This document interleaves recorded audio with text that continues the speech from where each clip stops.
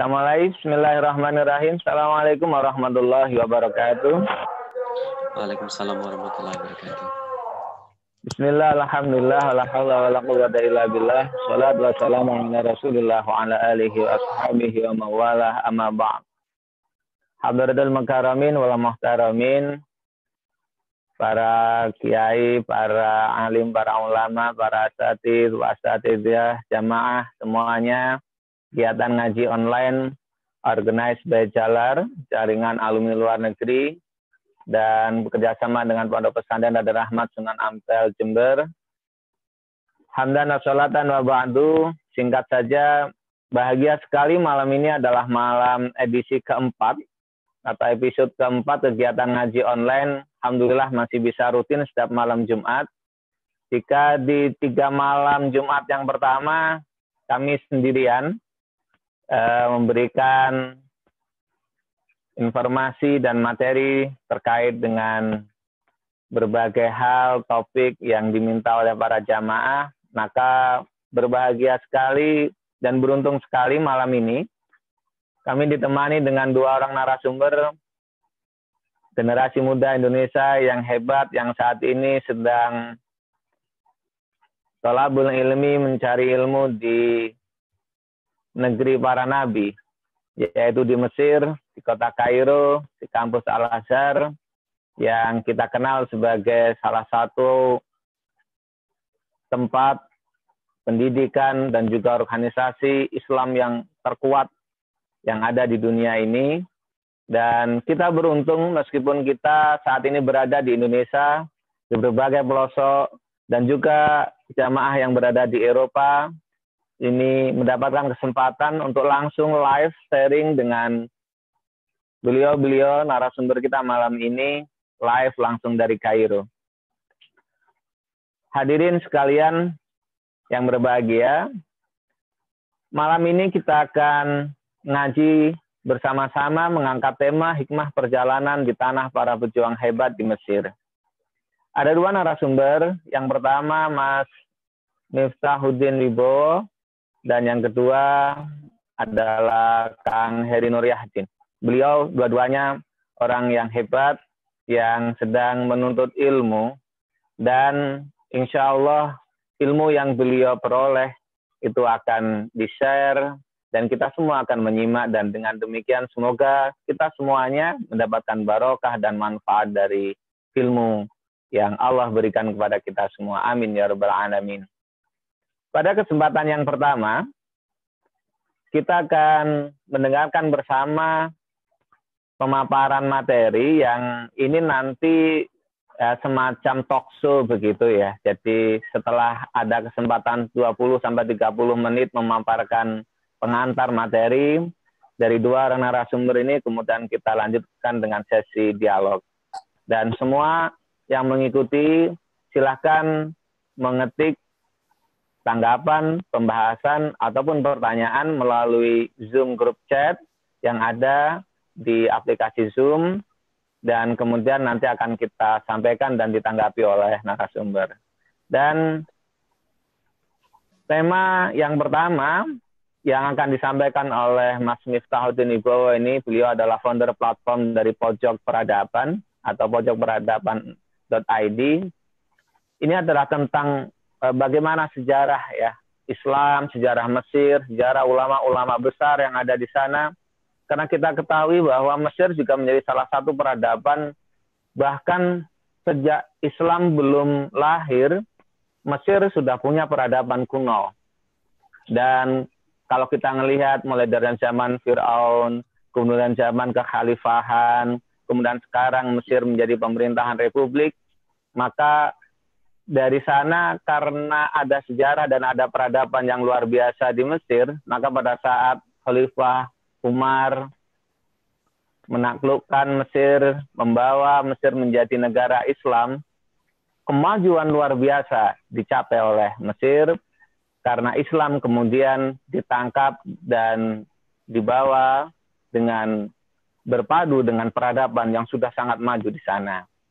Oleh karena itu, hal-hal yang terkait dengan sejarah ya baik Islam ataupun Mesir itu sendiri dan juga sejarah pendidikan bagaimana Universitas Al-Azhar yang sejak dulu didirikan sampai sekarang ini perlu kita dengarkan sebagai sebuah wawasan bagi kita, karena saya masih ingat ya, Mbah Yai Zainuddin itu pelosok, beliau pun berfatwa bahwa bangsa yang besar adalah bangsa yang menghormati pahlawannya. Dan semakin kita menghayati sejarah, maka kita akan bisa melesat sejauh dalam future, dalam masa depan kita. Dan ini menjadi sangat penting, informasi sejarah ini menjadi sangat penting untuk kita dengarkan dan kita simak bersama. Oleh karena itu, tanpa menunda waktu lagi, kami persilahkan kepada Mas Miftahuddin untuk sedikit memperkenalkan diri dulu kepada semua biar kenal, ya. Kemudian setelah itu kami persilahkan untuk menyampaikan materinya. Tafadhol, Ustaz.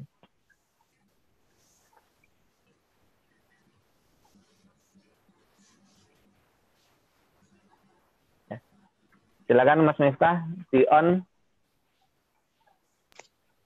Halo, Assalamualaikum. Waalaikumsalam. Suara saya jelas ya, Yi? Iya, sudah jelas, silakan. Ya. Jelas. Waalaikumsalam. Bismillahirrahmanirrahim. Assalamualaikum warahmatullahi wabarakatuh. Waalaikumsalam warahmatullahi wabarakatuh. Alhamdulillahirabbil alamin wa bihi nasta'inu ala umuri dunya waddin wa ala alihi wa ashabihi amma ba'd. Para jamaah, ya jamaah ngaji online yang saya hormati dan Abah Yai dan semua peserta. Terima kasih banyak kepada Abah Yai dan Mas Heri dan para jamaah semua atas waktunya. Sebelumnya, perkenalkan nama saya Miftah Wibowo. Saya berasal dari Tegal dan saya sekarang sedang melanjutkan studi di Prodi Sejarah. Jadi Syu'bah Tarikh di Universitas Al-Azhar. Sebelum kita masuk, kita akan membahas beberapa poin yang utamanya adalah mengenai kilas sejarah. Mengapa Mesir ini menjadi sebuah negara yang spesial, dan apa kilasan sejarah, kemudian apa keutamaannya sehingga bisa dari kondisi sejarah sosial dan budaya ini bisa menciptakan sosok-sosok yang luar biasa dan bahkan namanya diabadikan dalam sejarah. Yang pertama kita akan membahas mengenai keutamaan Mesir. Mesir merupakan salah satu negara yang sangat familiar di benak orang Indonesia karena memang Mesir ini salah satu negeri atau wilayah geografis yang disebut secara jelas di Al-Quran. Di Al-Quran sendiri nama Mesir secara sharih atau tersurat disebut sebanyak 5 kali dan secara tersirat disebut sebanyak 10 kali ya, dengan varian-variannya ya. Itu. Kemudian Mesir juga disebut sebagai Ardul Kinanah ya, atau sebagai negeri yang terlindungi, seperti dalam hadisnya Rasulullah yang mengatakan bahwasanya Rasulullah bersabda, Misru kinanatullahi fi ardihi ma talabaha adu illa ahlakahullah ya. Mesir merupakan bumi kinanahnya Allah di buminya, dan barang siapa yang menginginkan permusuhan terhadap Mesir, maka Allah akan menghancurkannya. Jadi yang perlu kita ketahui juga, makna kinanah di sini merupakan secara arti bahasa adalah tempat untuk menyimpan busur panah ya. Namun untuk istilahnya digunakan sebagai tempat al-maknun atau mahsun ya, yang terlindungi, atau mahrus ya, biasanya disebut sebagai Masri Mahrusah atau Mesir yang terlindungi, karena memang Allah melindungi Mesir. Dan juga secara geografis, Mesir ini merupakan negeri yang tidak berubah banyak sejak zaman Mesir kuno hingga era modern. Ya, banyak kita ketahui negeri-negeri yang zaman dulu pernah besar, ya wilayahnya luas, namun di era modern hilang atau bahkan wilayahnya menjadi kecil dan menyusut.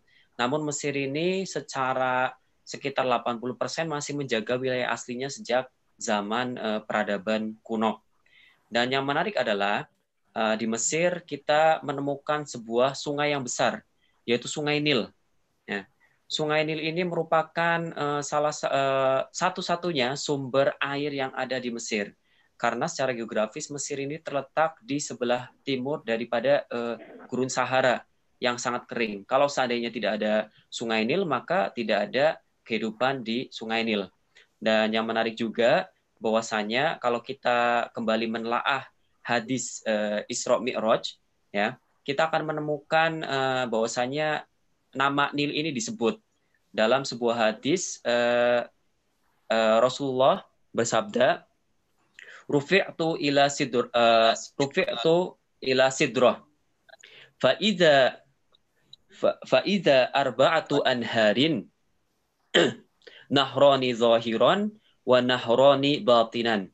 Ya, jadi ketika Rasul itu sedang di Sidrah, ya di sini Sidratul Muntaha, beliau itu melihat ada 4 sungai, 2 itu yang nampak dan 3 itu yang tidak nampak atau batin.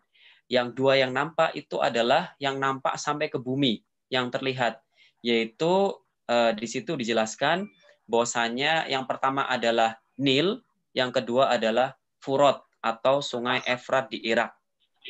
Jadi secara tidak langsung bahwasanya yang matikan. Iya. Sepertinya suaranya jadi double. Ya, saya lanjutkan.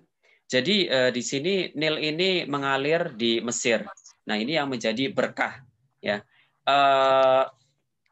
sebagai pendapat pribadi, sepertinya memang sungai-sungai yang di surga kemudian mengalir di bumi itu membawa berkah tersendiri. Dan dari sini pun kita melihat bahwasanya orang-orang yang meminum air dari kedua sungai Nil ini, baik itu di Furat, Efrat maupun di Nil, di situ tumbuh banyak ulama-ulama besar yang kita ketahui yang namanya diabadikan dalam tinta emas dalam sejarah manusia, ya, termasuk Mesir. Nah, kemudian juga Mesir memiliki hubungan yang dekat dengan Islam, ya, secara bangsa maupun secara keturunan, ya. Seperti yang kita ketahui dalam kisahnya Nabi Ibrahim, bahwasanya setelah Nabi Ibrahim itu hijrah dari Haran, kemudian hijrah ke Mesir, waktu itu kemudian beliau di situ ketemu dengan Fir'aun dan akhirnya terjadi dialog.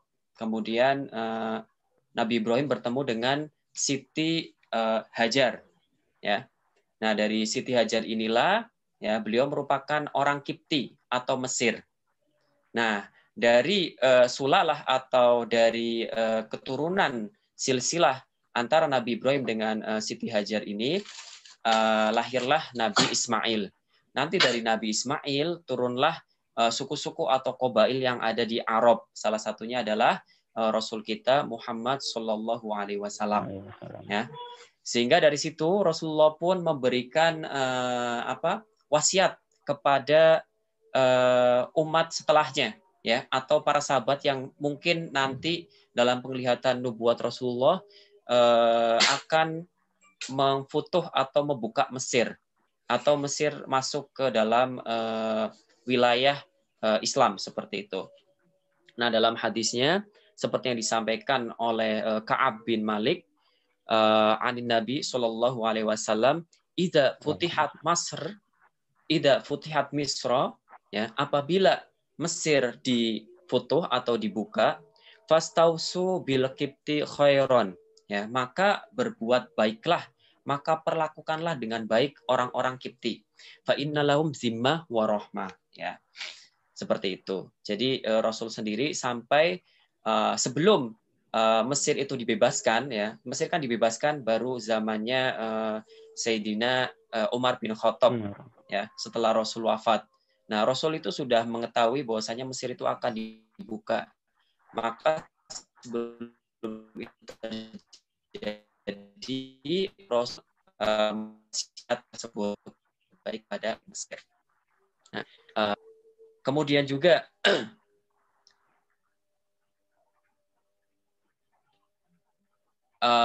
seperti itu. Jadi itu beberapa hal mengenai keutamaan Mesir. Nah, sekarang kita akan kembali ke mesin waktu. Kita akan mulai dari masa Mesir kuno. Peradaban Mesir kuno sendiri cukup lama sekali, ya, termasuk peradaban-peradaban awal di muka bumi selain Mesopotamia, selain peradaban Indus dan lain sebagainya. Mesir sendiri yang itu paling awal, artinya di mana munculkan itu di dinasti pertama, yaitu tahun 3500 sebelum Masehi. Nah, di masa itu Mesir sudah menjadi satu kerajaan. Jadi sebelumnya pra-dinasti, yaitu sebelum tahun 3500 sebelum Masehi, Mesir masih menjadi terdiri dari polis atau pecahan-pecahan negara kecil. Ada dua negara yang paling kuat, yaitu negara utara dan negara selatan.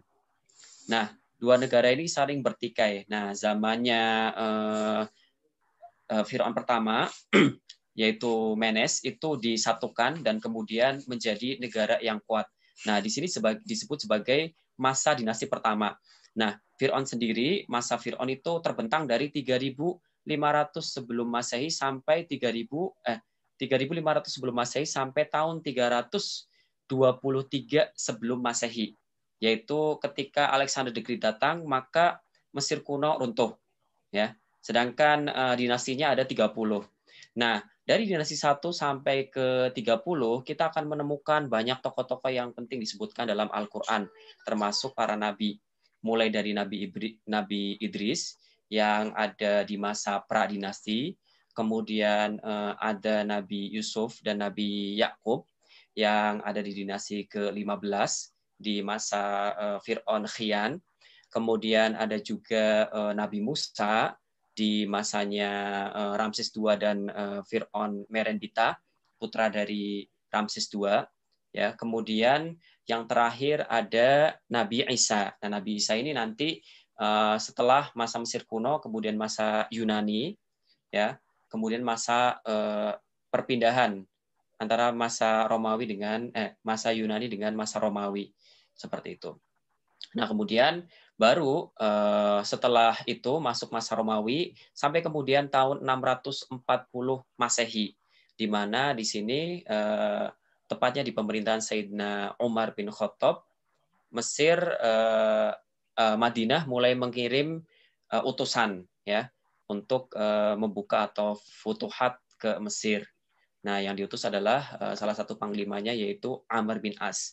Kenapa Amr bin As? Karena Amr bin As ini sebelumnya adalah pedagang, dan secara lengkap beliau mengetahui seluk-beluk sosial budaya daripada Mesir, seperti itu. Nah, Mesir sendiri sebelum difutuh, dia sangat ibaratnya apa ya? Orang Mesir itu sudah sangat bosan lah dengan pemerintahan Romawi. Kenapa demikian? Karena selain mereka menderita secara secara istilahnya ekonomi, mereka juga menderita secara kebebasan agama. Karena antara pemerintah dengan warganya itu berbeda madhab. Kalau Romawi itu madhabnya Malkaniyin, yaitu madhab ortodoks yang ikut dengan Konstantinopel.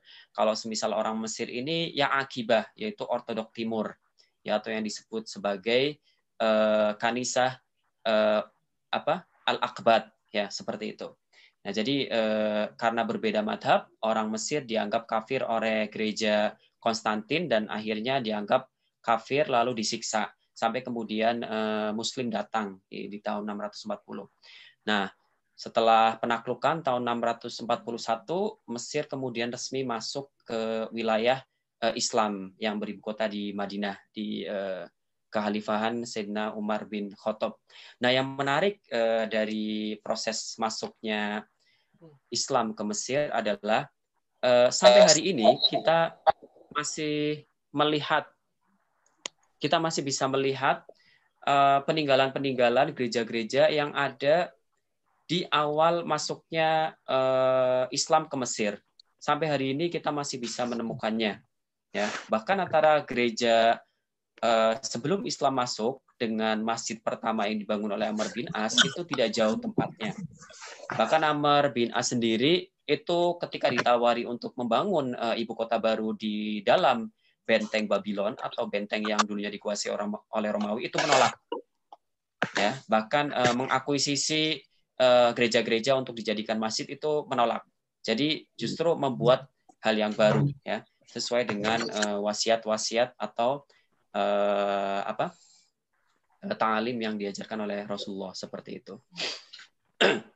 Nah, di masa ini banyak sekali sahabat yang ikut serta dalam futuhat, seperti ada Amr bin As, ada Maslama bin Muqallad, ada Uqbah bin Amir, terus ada juga pasukan Abadillah, karena pasukannya ini namanya itu Abdullah semua, dan rata-rata putra dari para sahabat, seperti Abdullah ibnu Abbas, kemudian Abdullah ibnu Umar, kemudian Abdullah Amr bin As. Seperti itu. Sepertinya ada suara lain. Ya, saya lanjutkan, Kiai. Izin melanjutkan. Nah, itu di masa sahabat. Ya. Nah, nanti ketika masa dinasti Umawi dari perpindahan antara masanya Sayyidina Ali, kemudian Sayyidina Hasan, Sayyidina Husain, kemudian masuk ke masanya dinasti Umayyah, ini terjadi konflik besar yang kita tahu dalam sejarah Islam.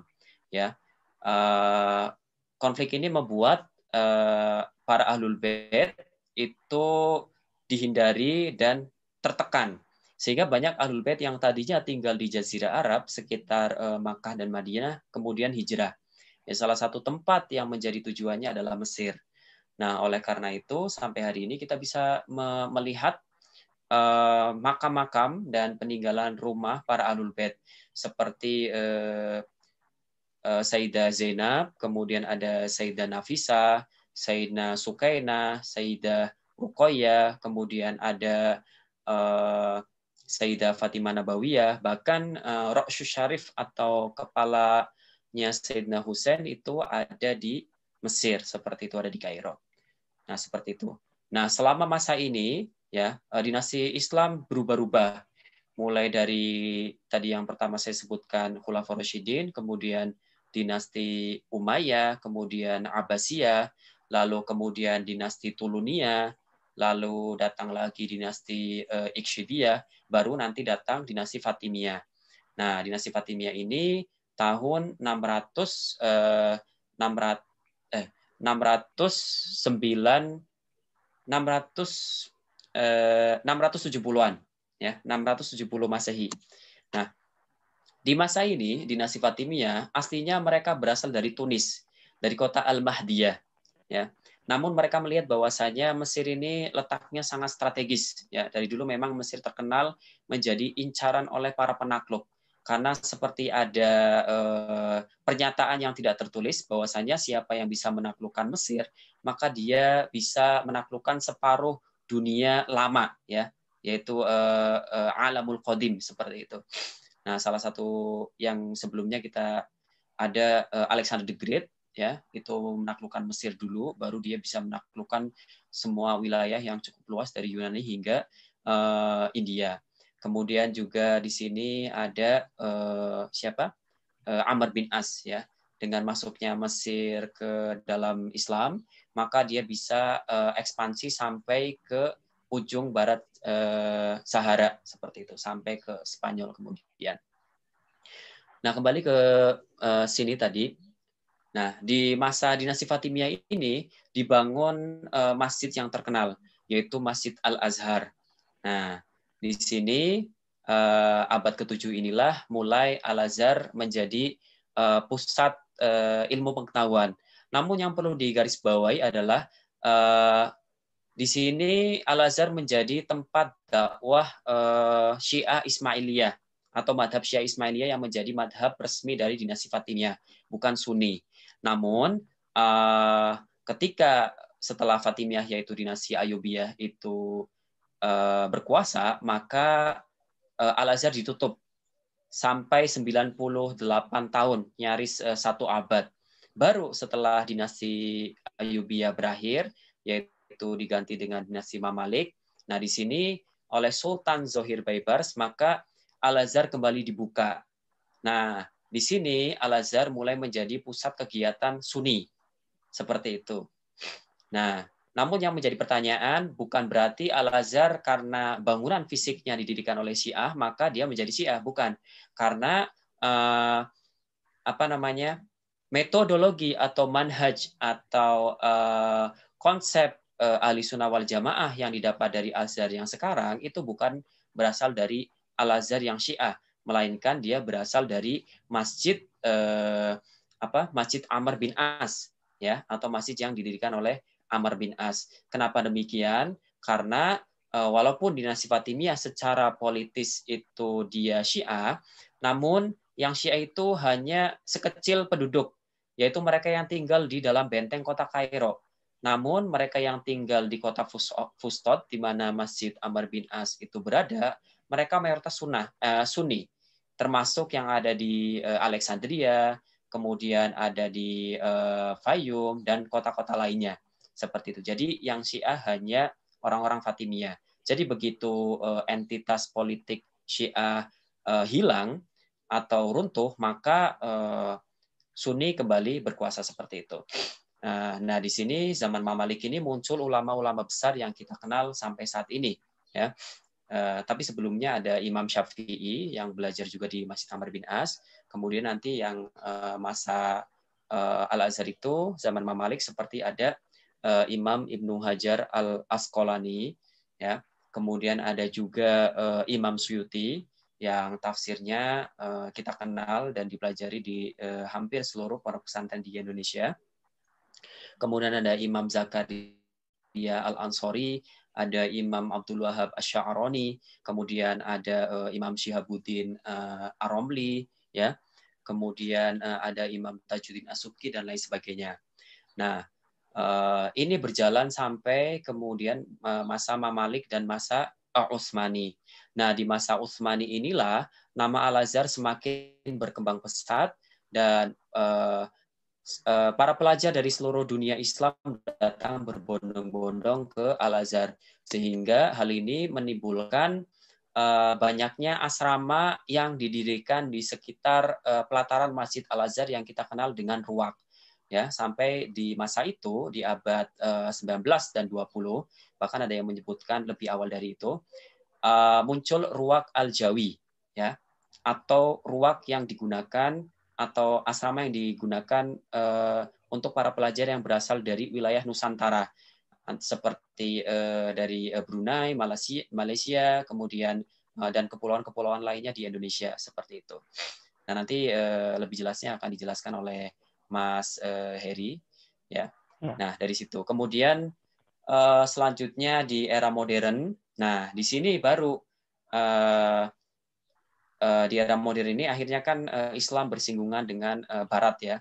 Khususnya ketika masuknya penjajahan Eropa pertama ke Mesir, yaitu masanya Napoleon Bonaparte, yaitu tahun 1798. Nah, di situ Prancis masuk sehingga terjadi persinggungan budaya. Nah, ulama-ulama yang kemudian hidup di masa itu antara lain adalah Syekh Hasan Al-Attar, ya, dan juga Syekh Rifa'ah Tohtawi. Nah, beliau ini salah satu mujadid yang kemudian mengembalikan keagungan Al-Azhar. Karena Al-Azhar dulu ketika zaman Fatimiyah dan Mamalik menjadi pusat keilmuan tidak hanya agama, melainkan juga ilmu-ilmu umum seperti kedokteran, kemudian geografi, matematika, dan lain sebagainya. Namun itu redup mulai di awal masa Utsmani dan di pertengahan Utsmani, karena banyak ulama yang diangkut ke Babul Ali atau Istanbul. Nah, di masanya Syekh Hasan Al-Attar inilah ya muncul kesadaran untuk mengembalikan supaya ilmu Al-Azhar itu agama itu tidak hanya dipahami sebagai ilmu-ilmu agama saja seperti fikih dan ilmu-ilmu lainnya, tapi juga harus seimbang dengan ilmu-ilmu umum. Nah, disinilah terjadi pertukaran. Nah, Sehingga selanjutnya tahun 1930-an didirikanlah sebuah universitas dengan sistem modern seperti itu. Karena sebelumnya Al-Azhar berbentuk seperti pondok pesantren yang ada di Indonesia. Jadi semua santri nanti akan belajar 14 fan ilmu mulai dari mubtadi, mutawasid sampai muntahi, sampai terakhir.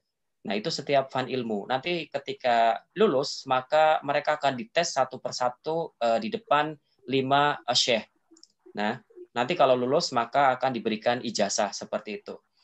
Nah, tahun 1930, maka dibangun universitas tadi yang mengikuti sistem perkuliahan yang ada di Eropa seperti itu. Nah, di sini nanti akan muncul para ulama-ulama atau tokoh ya, seperti Syekh Muhammad Abduh, nanti kemudian tokoh-tokoh yang berpengaruh alumni dari Al-Azhar yang ada di Indonesia, seperti Habib Quraisy Shihab, kemudian sebelumnya ada Imam Nawawi, ada Syekh Yasin Al-Fadani, kemudian ada juga Tuan Guru Bajang, kemudian ada juga Ustadz Abdus Somad seperti yang kita ketahui. Demikian Yai dan para jamaah yang bisa saya sampaikan. Terima kasih banyak. Assalamualaikum warahmatullahi wabarakatuh. Waalaikumsalam warahmatullahi wabarakatuh. Terima kasih narasumber kita yang pada sesi pertama ini menguraikan begitu detail perjalanan sejarah dan juga pernak-pernik hikmah yang kalau kita bisa melihat benang merahnya ini luar biasa, bahwa perkembangan budaya yang bahkan dimulai dari sejak zaman kuno gitu. Sejak sekitar 3.500 tahun sebelum Masehi dan ditarik sampai kepada era modern ya di abad ke-20 gitu, dan sampai kepada abad-abad sekarang, sampai saat zaman milenial ini pun Al-Azhar tetap eksis dan menghasilkan ulama-ulama besar yang kalau saat ini kita berada di Indonesia pun kita juga masih bisa mengenal Habib Quraisy Shihab dan lain sebagainya. Dan kemudian kita lanjutkan ke Kang Heri ini, fansnya Kang Heri kita lihat di grup chatnya ini luar biasa. Karena mungkin sudah kangen ya, sudah 10 tahun ini kayaknya nggak bisa langsung live dengan Kang Heri ini. Jadi setelah kita menyimak tentang perjalanan sejarah Mesir dan khususnya Al-Azhar, yang nanti pada satu titik poin yang penting itu adalah bagaimana kemudian perkembangan ilmu dan sebuah kampus yang mempunyai sejarah yang besar sampai saat ini pun tetap eksis, menjadi pusat pembelajaran, pendidikan, tarbiyah, dan juga ta'lim yang ada di sana, dan kemudian menghasilkan ulama-ulama yang besar, dan barokahnya juga saya pikir menyebar ke seluruh dunia begitu. Dan kita akan mendengarkan bersama pemaparan dari Kang Heri, mana beliau ini akan menyampaikan kepada kita semuanya, men-share bagaimana hikmah-hikmah perjalanan mencari ilmu di Mesir, kemudian hikmah-hikmah yang luar biasa yang ada dari kampus, dari ulama-ulama besar yang ada di sana, dan ini perlu dan sangat penting untuk kita simak bersama. Kami persilahkan pada Kang Heri untuk menyampaikan materinya. Streaming yang buat Pak yang buatnya.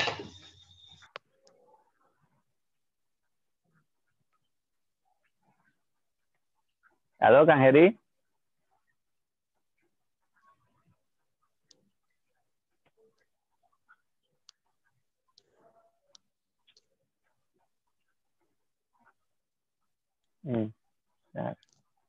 Ya. Kedengaran Pak Yai? Iya, kedengaran. Kedengaran Mas. Kedengaran. Silakan, Abdul.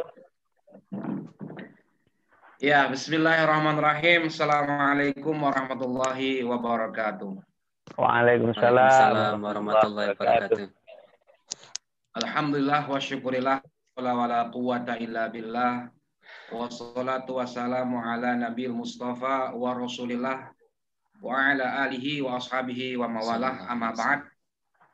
Yang sama-sama kita hormati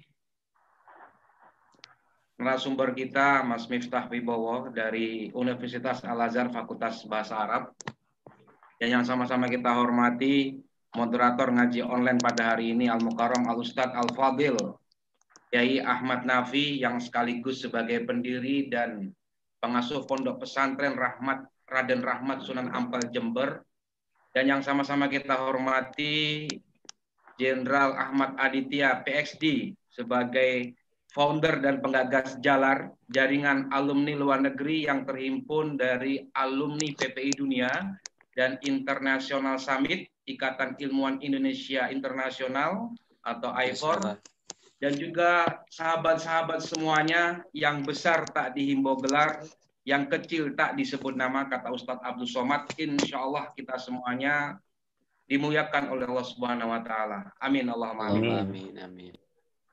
Alhamdulillah pada hari ini dalam keadaan pandemi, Allah masih memberikan kesempatan, memberikan izin kepada kita semuanya untuk sama-sama menjalin network melalui aplikasi Zoom. Di mana network ini kalau dalam bahasa hadisnya, man ahabba ayyub satalau fi rizkihi wa ayun sa'alau fi atharihi fal yasir rahimahu. Barang siapa yang ingin dipanjangkan, barang siapa yang ingin diluaskan rezekinya dan dipanjangkan umur serta pengaruhnya, maka hendaklah dia menjalin silaturahim. Semoga silaturahim kita pada hari ini yang terbungkus dalam acara ngaji online mampu mendongkrak keberkahan rezeki kita, mampu meluaskan ilmu dan memanjangkan umur serta pengaruh kita di masa datang. Amin Allahumma amin. Amin. Amin. Sahabat-sahabat semuanya yang dirahmati Allah, apa yang disampaikan oleh sahabat saya Mas Miftah Wibowo itu sudah mewakili semua tentang masalah sejarah Mesir, peradaban Mesir, Islam masuk di Mesir, Azhar, dan ulama-ulama yang ada di Mesir. Mungkin saya akan sedikit menjelaskan saja dari apa yang disampaikan oleh Mas Miftah Wibowo. Tema kita kali ini adalah tentang pejuang hebat di Mesir, yang dimana kalau kita membincang soal bagaimana seorang ulama dalam menuntut ilmu, tentu kita tidak bisa melepaskan cerita dari ulama-ulama terdahulu. Misalnya Imam Asy-Syafi'i rahimahullah. Beliau adalah salah satu imam terkemuka dalam bidang fikih dalam dunia sejarah Islam. Yang disebut fikihnya adalah fikih Syafi'i yang kemudian menjadi mazhab yang bernama mazhab Syafi'i. Yang dimana mazhab ini paling popularitas di wilayah Indonesia dan Malaysia. Nah, Imam Syafi'i ini semasa hidupnya beliau habiskan waktunya untuk belajar dan menuntut ilmu. Di mana beliau ini dilahirkan di Gaza, Palestina pada tahun 150 Hijriah. Nah, sepeninggal ayahnya, ibunya membawa Imam Syafi'i ke Makkah, kembali ke tanah nenek moyangnya, karena memang Imam Syafi'i ini adalah keturunan dari Nabi Muhammad SAW. Dan Imam Syafi'i ini memang seorang yang sangat cerdas, seorang yang sangat pintar, sehingga di masa dia kecil sudah pandai untuk menghafal syair. Dan ketika beliau di Makkah, itu sudah menguasai bahasa Arab dan syair-syair Arab, sehingga di masa kecil pun dia sudah dijuluki seorang imam Lughatul Arabiyah, seorang imam yang mahir dalam bahasa Arab. Selama di Makkah, Imam Asy-Syafi'i belajar kepada mufti di sana yang bernama Muslim bin Khalid Al-Zanzi. Dan di usia 15 tahun, Imam Syafi'i sudah diberikan amanah untuk memberikan fatwa-fatwa terkait dengan hukum agama. Ini menurut saya sesuatu yang sangat luar biasa. Di umur 15 tahun sudah diberikan kepercayaan untuk memberikan fatwa. Di Makkah belajar dengan para guru dari ahli fikih, dari ahli hadis. Misalnya seorang guru yang bernama Sufyan bin Uyainah, seorang ahli hadis, sudah habis ilmunya diambil oleh Imam Syafi'i. Lalu kemudian Imam Syafi'i ingin berguru dengan Imam Malik di Madinah. Akhirnya Imam Syafi'i melanjutkan perjalanan untuk menuntut ilmu ke Madinah. Sesampai di Madinah, Imam Syafi'i berjumpa dengan seorang gubernur di Madinah, lalu berkata, "Wahai gubernur, saya mau belajar dengan Imam Malik." Apa kata seorang gubernur? Seandainya engkau menyuruhku untuk memindahkan Bukit Uhud, itu lebih mudah bagiku untuk melakukannya daripada aku harus menghadap Imam Malik. Ini artinya seorang ulama di zaman dahulu itu benar-benar dihormati dan mempunyai haibah, mempunyai wibawa yang tinggi. Hingga seorang gubernur pun untuk menghadapi Imam Malik itu segan, sungkan seperti itu. Karena Imam Syafi'i ingin bertemu dengan Imam Malik, akhirnya kemudian gubernur mengantarkan ke rumah Imam Malik. Sesampainya di rumah Imam Malik, diketuklah pintu. Assalamualaikum. Waalaikumsalam, sahutnya. Lalu keluarlah seorang pembantu dari Imam Malik. Iya, dengan siapa? Saya Imam Syafi'i. Saya ingin bertemu dengan Imam Malik dan belajar kepada beliau. Lalu seorang pembantu ini kembali dan menemui Imam Malik. Ada seorang yang bernama Syafi'i ingin bertemu dengan Imam Malik dan ingin belajar. Imam Malik mengatakan, halo? Terputus? Iya, masih terdengar, Iya. Masih terdengar. Kemudian Imam Malik menjawab, sampaikan kepada Syafi'i, baca dahulu kitab-kitabku yang muwatta. Karena kalau belum membaca kitab muwatta, nanti belajar dengan saya agak rumit. Jadi harus dikuasai kitab muwatta, setelah itu baru belajar dengan saya. Karena pembahasannya kan sangat banyak sekali di kitab muwatta itu. Akhirnya pembantu itu kembali kepada Imam Syafi'i. Wahai Imam Syafi'i, Imam Malik mengatakan, baca dulu semua kitab muwatta, setelah itu baru bertemu dan belajar dengan Imam Malik. Lalu Imam Syafi'i menjawab, sampaikan kepada Imam Malik, al-muwatta sudah ada dalam pikiranku. Akhirnya sang pembantu pun kembali kepada Imam Malik. Wahai Imam Malik, Syafi'i sudah menghafal semua isi kitab muwatta. Luar biasa sekali. Akhirnya Imam Syafi'i pun dipersilakan untuk masuk dan belajar dengan Imam Malik. Nah, lalu proses belajarnya dengan Imam Malik itu berlangsung sekian lama. Akhirnya kemudian Imam Malik sudah merasa ilmunya habis diserap oleh Imam Syafi'i. Lalu Imam Malik mengatakan, wahai Syafi'i, ilmuku sudah habis aku berikan kepada engkau. Ini ada beberapa keping emas dan engkau cari guru lain yang lebih luas ilmunya daripada aku sehingga engkau menjadi murid yang hebat. Ini hubungan guru dan murid yang luar biasa. Seorang guru tidak merasa dia harus yang paling hebat, harus yang paling pintar. Tapi guru ingin mengorbitkan seorang muridnya menjadi seorang yang lebih pintar, lebih hebat daripada gurunya. Sahabat-sahabat semua yang dirahmati Allah Subhanahu wa taala. Lalu setelah itu Imam Syafi'i pergi ke Baghdad, pergi ke Irak. Kemudian di Irak Imam Syafi'i bertemu dengan beberapa murid Imam Abu Hanifah. Nah, di sana beliau mempelajari fikih-fikih Imam Abu Hanifah dan menerbitkan beberapa karya-karya yang sangat monumental. Di sana kemudian ada istilah qaulun qadim, pendapat-pendapat Imam Syafi'i yang terdahulu. Lalu yang sangat menarik, sahabat-sahabat semuanya, ketika ibu Imam Syafi'i menunaikan ibadah haji di Makkah, ada seorang syekh yang sedang khutbah. Dalam khutbahnya itu seorang syekh ini mengatakan, qala Imam Al-Idris Asy-Syafi'i, bla bla bla bla. Qala Imam Asy-Syafi'i bla bla bla bla. Seorang ibu Imam Syafi'i mendengarkan, seingat saya tidak ada orang yang bernama Idris Asy-Syafi'i itu kecuali anak saya. Akhirnya apa? Setelah selesai khutbahnya, ibu ini menemui seorang syekh. Wahai syekh, orang yang kamu sebutkan tadi itu adalah anak saya.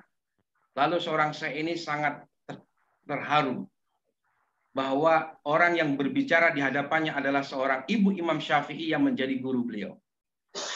Akhirnya seorang ibu mengatakan kepada syekh tadi, sekarang Imam Syafi'i saya minta untuk pulang ke Makkah.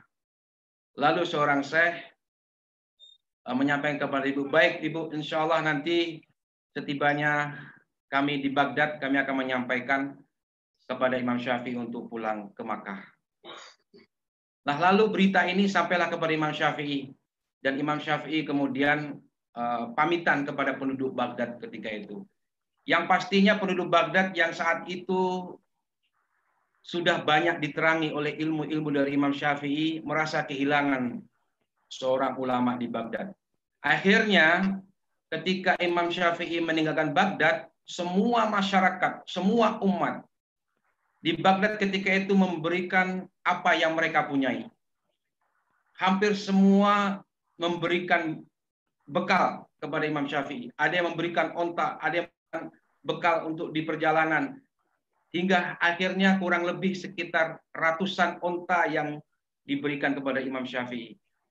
Lalu Imam Syafi'i menuju ke Makkah dengan ratusan onta dan bekal yang ada di atas pundaknya. Dan ditemani oleh beberapa muridnya. Lalu ketika sudah mendekati kota Makkah, Imam Syafi'i berkata kepada murid dan kawannya, sampaikan kepada ibu saya, sebentar lagi saya akan sampai ke kota Makkah. Dengan tentunya membawa ratusan onta dan beberapa bekal dan juga beberapa keping emas yang diberikan oleh rakyat yang ada di Baghdad. Kemudian sampailah utusan Imam Syafi'i di rumah ibunya. Wahai ibu Imam Syafi'i sudah mendekati kota Makkah. Beliau datang bersama ratusan unta dan beberapa bekas serta beberapa keping emas. Lalu ibunya mengatakan, katakan kepada Imam Syafi'i, kalau engkau datang ke Makkah, membawa unta, membawa harta, membawa bekal, jangan sekali-kali datang ke rumahku.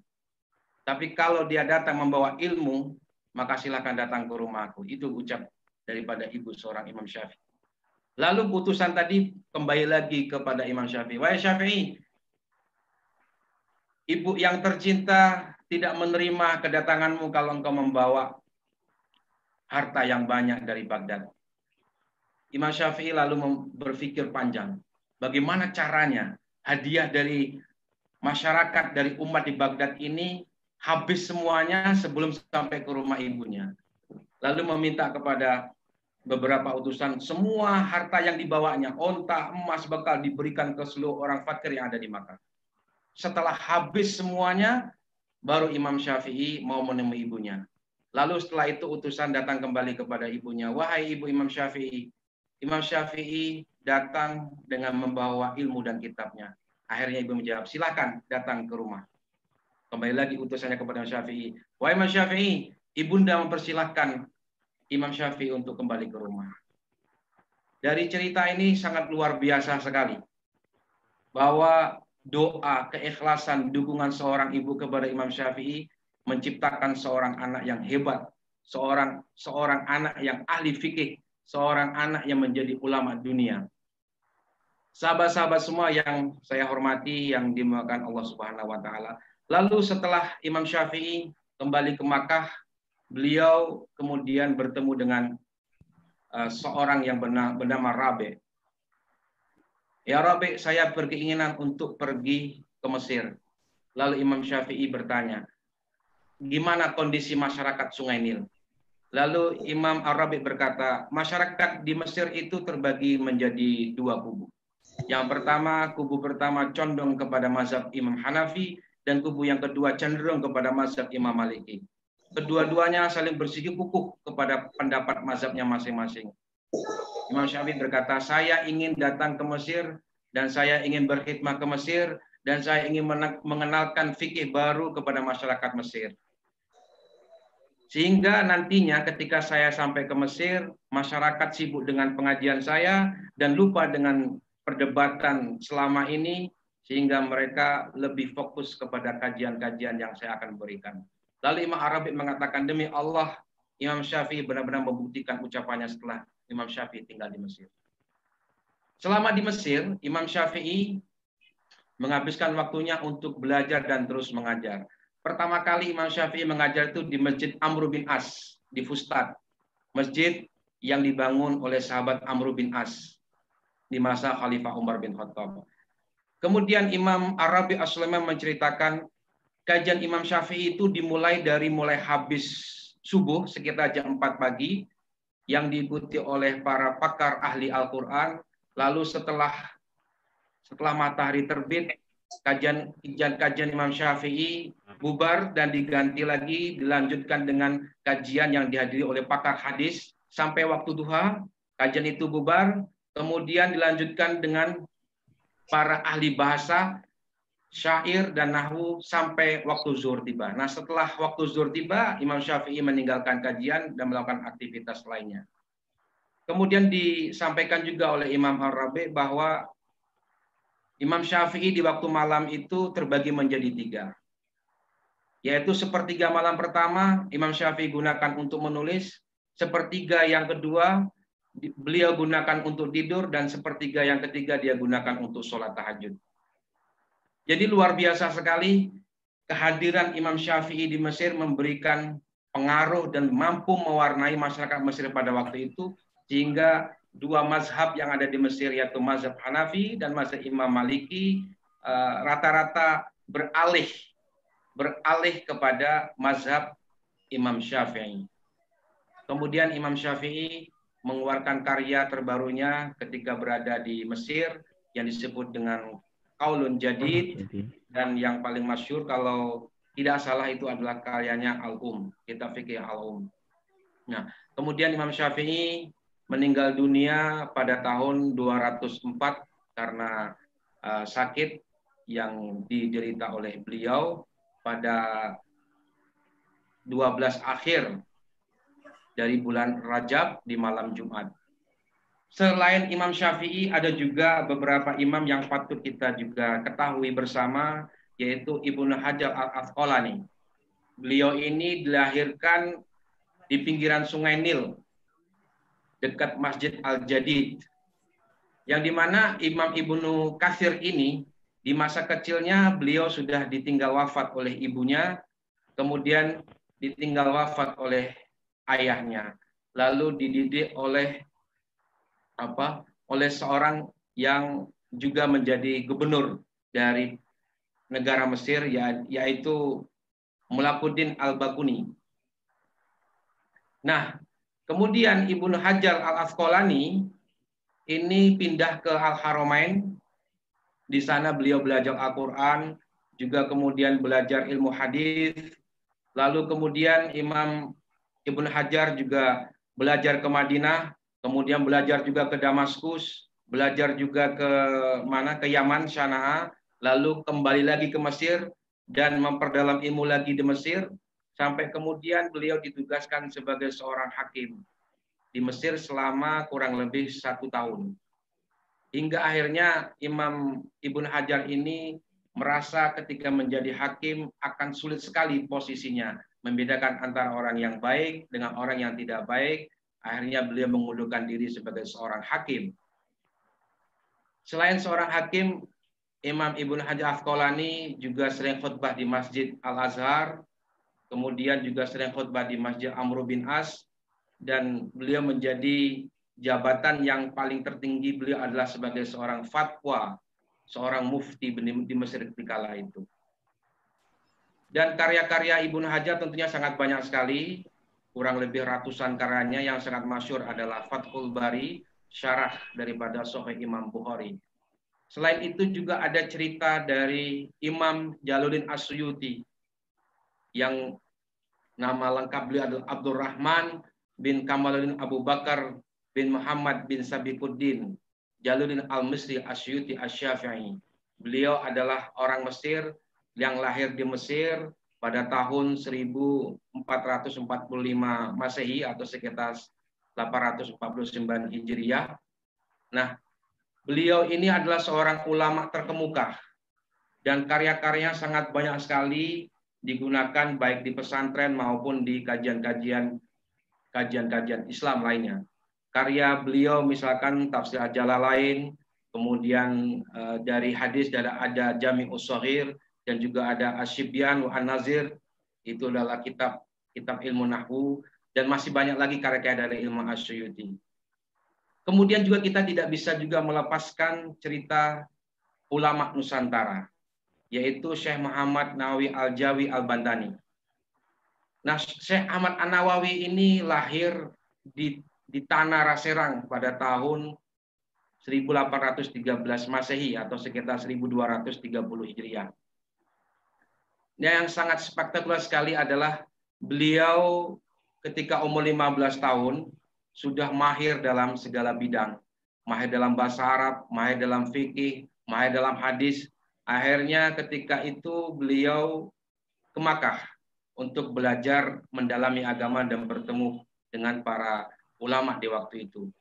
Nah, setelah 3 tahun Imam Nawawi belajar di Makkah, kembali lagi ke Indonesia, kemudian berjumpa juga dengan Pangeran Diponegoro untuk melawan penjajah Belanda. Lalu kemudian penjajah Belanda mengusir para ulama, mengasingkan para ulama.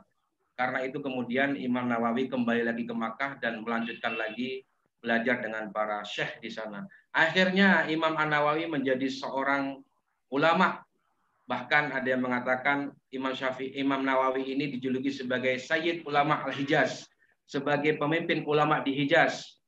Kemudian Imam Syafi'i dijuluki sebagai Al-Imam Al-Muhaqqiq wal-Fahamah Al-Muddaqiq, imam yang mumpuni keilmuannya. Dan Imam An-Nawawi ini juga sebagai ulama dan imam di Masjidil Haramain, di 2 masjid, yaitu Masjidil Haram dan juga Masjidun Nabawi. Dan karya-karya Imam An-Nawawi ini sangat banyak sekali. Puluhan karya-karya beliau, dan murid-murid beliau juga luar biasa sekali pengaruhnya dengan Indonesia. Murid beliau diantaranya adalah Kiai Haji Syekh Hasyim Asy'ari, kemudian juga Kiai Haji Ahmad Dahlan, yang kita sama-sama tahu Kiai Haji Hasyim Asy'ari pendiri NU dan Kiai Ahmad Dahlan juga pendiri Muhammadiyah, dan juga ada Syekh At-Turmuzi At-Termasi yang juga pendiri dari pesantren Termas di Pacitan. Lalu kita juga mengetahui bahwa pelajar Indonesia itu masuk ke Mesir sekitar tahun 1870-an. Tadi sudah dijelaskan oleh sahabat saya Miftahuddin Wibowo. Di mana pada tahun itu ada sekitar 6 orang Indonesia yang belajar di Al-Azhar. Di antaranya adalah Kiai Haji Abdul Manam, kemudian ada juga Imam An-Nawawi. Imam An-Nawawi juga pernah belajar dan juga mengajar di Masjid Al-Azhar, kalau tidak salah sekitar tahun 1850 atau 1860. Dan yang luar biasa sekali, buku-buku Imam An-Nawawi itu diterbitkan di Mesir, seperti buku Lubab Al-Bayan, kemudian juga Zariyat Yakin, Suluk Al-Jaddah, dan juga buku Sulam Al-Munajah. Nah, ini adalah merupakan buku-buku karya anak bangsa yang diakui di dunia Islam, khususnya di Mesir Al-Azhar. Lalu kita juga mengenal dengan Syekh Nusantara juga, Syekh Muhammad Yasin Muhammad Isa Al-Fadani. Beliau ini lahir di Mekah pada tahun 1915. Namun beliau ini aslinya adalah orang Padang. Orang tuanya bernama Muhammad Isa Al-Fadani, maka disebut dengan Muhammad Yasin bin Muhammad Isa Al-Fadani. Nah, beliau ini menjadi seorang ahli sanad hadis yang masyhur pada waktu itu. Beliau juga seorang yang ahli dalam ilmu falak, seorang yang ahli dalam bahasa Arab, dan seorang yang penggagas pendiri daripada Madrasah Darul Ulum Al-Diniyah Mekah. Sampai saat ini masih ada Universitas Darul Ulum di Mekah, dan itu adalah pendirinya ulama produk Nusantara, yaitu Syekh Muhammad Yasin bin Muhammad Isa Al-Fadani. Lalu kemudian ada juga Syekh Mutawalli Sya'rawi, Syekh kontemporer, yang juga beliau merupakan seorang Azhari. Karya-karya beliau luar biasa sekali, kurang lebih 50 hingga 60 karya dari Syekh Ahmad Sya'rawi ini. Lalu ada juga Syekh Wahbah Zuhaili yang baru meninggal sekitar tahun 2009-2010. Beliau ini juga seorang Azhari yang dimana beliau ini asalnya dari Syria, namun karyanya sangat monumental sekali. Seperti Fiqhul Islam wa Adilatuhu, Mausu'ah al-Islamiyah, Fiqhiyah al-Islamiyah, itu adalah karya daripada Syekh Wahbah Zuhaili. Nah, Fiqh Islam wa Adilatuhu itu sebelum dicetak diminta ke Syekh Ahmad Syekh Al-Fadani untuk mentahqiq. Lalu Syekh Ahmad Al-Fadani mentahqiq kitab Fiqh Islam wa Adilatuhu itu hanya kurang lebih 1 malam saja. Setelah itu baru diijazahkan untuk dicetak. Jadi ada hubungan antara Syekh Wahbah Zuhaili dengan Syekh Ahmad Yasin Al-Fadani. Lalu yang generasi-generasi terakhir, seorang penuntut ilmu yang hebat dan menginspirasi adalah Quraisy Shihab, yang dimana Bapak Quraisy Shihab ini termasuk dalam 500 muslim paling berpengaruh di dunia yang pernah dimuat dalam themuslim500.com. Karya-karya Quraisy Shihab ini kurang lebih sekitar 60-an lah ya, tapi yang paling pertama masyhur itu adalah tafsir Al-Manan, keistimewaan dan kelemahannya yang diterbitkan oleh Yayan Alauddin. Ada juga Mencikap Tarbiyah Ilahi, ada juga karya beliau tentang pengantin Al-Quran dan lain sebagainya. Lalu kemudian ada saat ini yang sangat viral adalah Ustadz Abdul Somad yang digelar dengan Datuk Seri Ulama Setia Negara, dan beliau pernah menjadi salah satu dari 5 orang terpilih sebagai tokoh perubahan pada tahun 2017 yang disematkan oleh Republika. Karya-karya beliau juga lumayan banyak yang berupa terjemahan bahasa Arab tuh kalau nggak salah ada sekitar 7 buku, dan ada juga buku-buku karya tulis sendiri seperti 37 masalah populer, 99 pertanyaan tentang seputar salat dan lain sebagainya. Kemudian ada juga yang kita sama-sama kenal yaitu TGB, Tuan Guru Bajang Muhammad Zainul Majdi. Beliau juga adalah seorang yang Azhari. Dia S2 di Azhar dan kemudian S3 juga di Al-Azhar. Sahabat-sahabat semua yang dimuliakan Allah Subhanahu wa taala, ada hal yang sangat menarik untuk kita bisa ambil hikmahnya dari para ulama terdahulu ketika dalam menuntut ilmu. Dalam sebuah hadis disebutkan, man salaka tariqan yaltamisu fihi ilman sahalallahu tariqan ila jannah. Barang siapa yang keluar untuk menuntut ilmu, maka Allah akan mudahkan jalannya di surga. Jalannya ke surga saja, jalan menuju surga saja mudah, apalagi jalan ketika di dunia. Sebagai bukti apa yang sudah saya ceritakan tadi, Imam Syafi'i tidak pernah mengharapkan dunia. Tapi ketika beliau ingin meninggal Baghdad, dia mendapatkan semua dunia. Kalau dikalkulasi 1 unta 10 juta saja misalkan, beliau mendapatkan hadiah dari masyarakat Baghdad itu ratusan unta. 10 kali 100 sudah berapa juta, sudah berapa miliar. Belum beberapa keping emas, belum bekal. Kalau Imam Syafi'i memilih ingin menjadi seorang yang kaya, dia akan menjadi seorang kaya ketika itu. Tapi justru Imam Syafi'i tidak memilih itu. Nah, artinya apa? Ketika kita menuntut ilmu, pasti Allah akan mudahkan jalannya, baik di dunia maupun di akhirat. Barangkali itu saja yang bisa saya sampaikan pada kesempatan kali ini. Mohon maaf atas segala kekurangannya. Mungkin selanjutnya kita bisa lanjut dalam diskusi. Hadanallah wa yakum ajmain. Akhirul kalam. Wassalamualaikum warahmatullahi wabarakatuh. Waalaikumsalam warahmatullahi wabarakatuh. Luar biasa nih Ustadz Heri, al-alim al-alamah, Ustadzuna di Majlisis Jalar. Jadi teman-teman Jalar, kita punya Ustadz yang luar biasa, yaitu Ustadz Heri ini luar biasa ini. Pengetahuan beliau menambah khazanah kita dari pemaparan beliau terkait dengan berbagai atau beberapa ulama yang hidup di zaman terdahulu, as-salafus salih.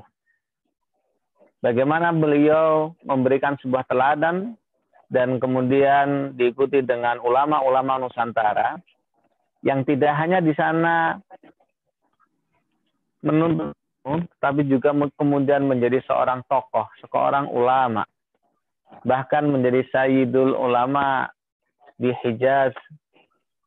Dan seperti Imam Syekh Nawawi, sampai sekarang pun kemudian diikuti oleh beberapa tokoh-tokoh cendekia yang berhasil sekali lagi tidak hanya mencari ilmu, tetapi juga menjadi ulama-ulama yang menggagas, mengembangkan ilmu dan mengajar di sana. Dan kemudian ada satu hal yang sangat penting di sesi akhir yang disampaikan oleh Kang Hairi tadi, bahwa ilmu itu jauh lebih mulia daripada dunia. Dan itu menjadi sebuah inspirasi semuanya. Apa yang digambarkan tentang bagaimana hikmah peristiwa yang dialami oleh Imam Asy-Syafi'i pada saat perjalanan hijrah dari Baghdad menuju Makkah misalnya, dan kemudian kita yang saat ini hidup, yang seringkali kemudian kita ini terbebani dengan materi, ataupun kita ini terbebani dengan nafsu-nafsu hedonis yang memenuhi keinginan nafsu kita. Kemudian di sisi lain ada satu tuntutan untuk kemudian kita bisa senantiasa mencari ilmu. Nah, kadang orang itu galau, kalau saya nyari ilmu nanti kapan saya jadi kaya gitu.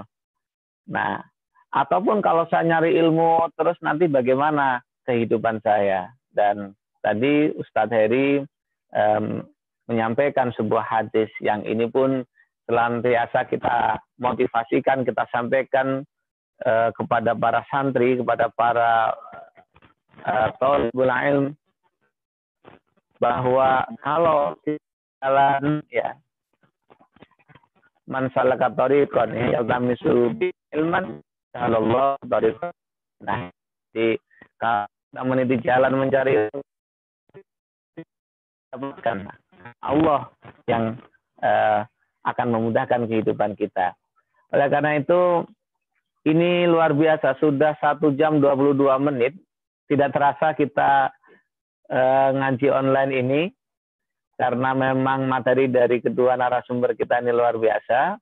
Bagaimanapun, meskipun waktu sudah terbatas, ya kita jadwalkan 90 menit satu sesi atau satu episode kegiatan ngaji online ini, tapi kami tidak membatasi atau kami memberikan peluang, kesempatan kepada hadirin pemirsa yang mengikuti untuk kemudian bisa menyampaikan pertanyaan baik secara langsung maupun lewat chat gitu.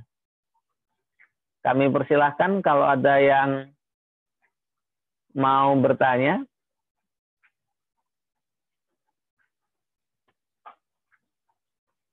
Prof. Susanto, ada yang mau disampaikan? Ya izin, boleh ya Pak ya? Silakan Prof. Susanto. Ya, bismillahirrahmanirrahim. Assalamualaikum warahmatullahi wabarakatuh. Waalaikumsalam. Terima kasih Pak Kiai Nafi yang telah memfasilitasi acara mengaji online di jaringan alumni luar negeri ini. Kemudian para ulama ya, ulama panutan kita masih muda tetapi ilmunya begitu luas dan mendalam. Jadi sangat beruntunglah kita, terutama saya pribadi malam ini bisa mengetahui sejarah salah satu cuplikan sejarah peradaban Islam ya di Mesir dan juga tentang beberapa hal terkait tentang Islam di sana. Saya ingin menanyakan ke Pak Kiai Miftah ya, Pak Miftah Wibowo. Begini Pak, apa ini yang kira-kira bisa kita lakukan sebagai generasi Islam ya, generasi muda Islam. Kita kan sudah mengenal bagaimana kejayaan Islam, kemudian diterimanya Islam secara meluas di Mesir, yang tadinya peradaban Mesir tentu saja tidak sehebat setelah kedatangan Islam. Nah, bagaimana seandainya ruh kejayaan itu, ruh pengajaran Islam dan lain sebagainya itu kita bawa ke Indonesia, karena kita rasakan ya di sana sini timbul konflik horizontal, bahkan sesama Muslim kita saling menghujat, sesama kelompok saling menghujat dan lain sebagainya. Apa kira-kira ruh yang bisa kita ambil hikmah dan kita terapkan dari yang terjadi di Mesir dengan kejayaan Islam di sana, dan harapannya itu bisa kita terapkan untuk kejayaan Islam, kejayaan Indonesia secara keseluruhan di bumi pertiwi ini. Begitu Pak Miftah. Kemudian untuk Pak Heri, ini Ustadz Heri ini guru panutan saya. Saya bertemu dengan beliau ini di Mesir 2011 ya. Saya kagum sekali dengan sosok seorang pemuda yang bersahaja, rajin belajar, rajin menabung ya. Nah, apa ini resepnya Pak Mas Heri ya, sehingga kami atau ini yang muda-muda ya, saya merasa muda juga ini, bisa meniru keteladanan sikap, karena sikap ini yang saya perhatikan yang sangat unik ya, yang mungkin yang saya bisa rasakan itu kedisiplinan Mas Heri di Mesir itu. Beliau orangnya disiplin dan lain sebagainya. Terkadang kita bisa mengucapkan kata disiplin itu begitu mudah, tapi merealisasikannya itu begitu sulit. Nah, ini apa kira-kira tipsnya, tips and trick sehingga kita bisa mendisiplinkan diri dalam kehidupan kita. Karena itu mungkin salah satu kiat untuk menjadi sukses, menjadi seorang hebat seperti pengusaha muda Mas Heri di Mesir. Terima kasih Pak Kiai Nafi. Assalamualaikum warahmatullahi wabarakatuh. Waalaikumsalam warahmatullahi wabarakatuh. Ini luar biasa pertanyaannya, sangat berbobot dan bagus sekali karena memantik bagi kita semuanya untuk kemudian menarik dari sekian banyak perjalanan sejarah yang sudah diuraikan oleh Ustadz Miftah. Kemudian bagaimana kemudian satu mutiara kejayaan yang sudah terbangun di Mesir itu bisa kita tarik gitu. Apalagi sekarang ini di Indonesia ini tentu kita mengetahui bagaimana problematika baik sosial maupun problematika kenegaraan yang ada di tempat kita gitu. Kami persilakan Mas Miftah dulu untuk memberikan jawaban dari pertanyaan Prof. Santo. Bismillah. Iya. Saya izin masuk ya. Nanti mohon ditambahin karena ini harusnya yang jawab Ustadz Heri nih. Jadi memang kalau kita baca sejarah, memang ada satu hal yang menjadi ciri daripada sejarah ya. Sejarah bukan hanya kumpulan profil, waktu dan tempat ya, akumulasi dari semua itu, bukan hanya itu saja. Kalau sekedar itu saja, sejarah hanya data-data usang yang tersusun rapi di perpustakaan kita. Namun yang paling penting adalah yang bisa kita ambil adalah filosofinya atau nilai-nilainya. Nah, sekarang permasalahannya adalah seringkali kita luput dari mengambil ibrohnya. Itu pun kalau sudah kita bisa mengambilnya, kita belum bisa mengaplikasikan. Sebagai contoh yang paling terlihat adalah mengenai keanekaragaman. Ya. Bagaimana kita implementasikan perbedaan, kemudian keanekaragaman dalam masyarakat kita. Adanya adanya kita berselisih karena memang kita belum bisa menghargai perbedaan yang ada. Itu. Saya kira founding father kita, para pendahulu kita sudah sangat bijak dengan mengasaskan atau membuat istilahnya dasar-dasar negara dengan konsep tanawuk ya, Bhinneka Tunggal Ika itu. Tetap berbeda-beda tetapi tetap satu padu. Itu sesuai dengan spirit atau esensi yang ada dalam Al-Qur'an. Wa ja'alnal qabaila lita'arafu. Ya, Allah sudah menjadikan kita berbeda-beda ya bersuku-suku, berbeda bangsa, berbeda bahasa, budaya, tetapi untuk apa? Ya, nah ini perintahnya yang seringkali kita luput, ya, lita'arofu, supaya kita saling mengenal. Nah, seringkali kita bukan saling mengenal, tapi kita seringkali terlalu fokus pada membangun benteng, membangun apa istilahnya pelindung, ya, bukan justru malah membangun jembatan untuk saling mengenal dan memahami. Nah, itu yang paling utama sih sebenarnya yang ingin saya sampaikan. Jadi itu sih Yai yang bisa saya sampaikan. Terima kasih. Ditambahin Ustaz Heri, Yai. Iya. Jadi bagaimana disampaikan tadi, bagaimana Mesir itu di sana ada pengasas mazhab, ada mazhab Maliki, ada mazhab Hanafi, kemudian ada perpecahan dan kemudian mazhab Imam Syafi'i masuk dengan mazhab barunya. Berarti akan ada 3 mazhab dan berikutnya nanti ada mazhab Imam Ahmad bin Hambali gitu. Jadi ini ada kota yang sama-sama ada pendiri mazhab tentang fikih ya, yang sama-sama besar di sana, tetapi sampai sekarang Mesir itu rukun. Nah, Indonesia itu mayoritas satu mazhab, kita Syafi'i. Ya, kita Syafi'i, tapi beda organisasi saja, beda ormas saja, beda golongan saja. Kita ini kemudian menjadi tidak bisa menerima perbedaan dan kemudian berujung pada konflik. Maka tadi itu saran dari Mas Miftah luar biasa. Ternyata ada benang merah juga ya, bagaimana menghormati perbedaan pendapat. Anda benar, saya juga benar, dan kemudian kita damai dalam kebenaran tadi. Dan di Indonesia kita saling tolong menolong, gotong royong, tanawuk, kemudian juga menghargai perbedaan, bineka tunggal ika dan seterusnya. Nah, mungkin itu pada saat kemudian hari ini, malam ini atau saat ini, itu yang memberikan informasi ini adalah para generasi muda kita, para ulama kita langsung dari Kairo gitu. Ini menjadi sebuah suntikan energi yang besar bagi bangsa kita, dan semoga ini bisa ditangkap betul oleh kita, khususnya teman-teman yang tergabung di Jalar dan seterusnya. Berikutnya kami persilakan kepada Ustadz Heri menambahkan mungkin tentang pertanyaan pertama dan kemudian juga menjawab pertanyaan yang disampaikan oleh Prof. Susanto ini terhadap Kang Heri. Kami persilakan Kang Heri.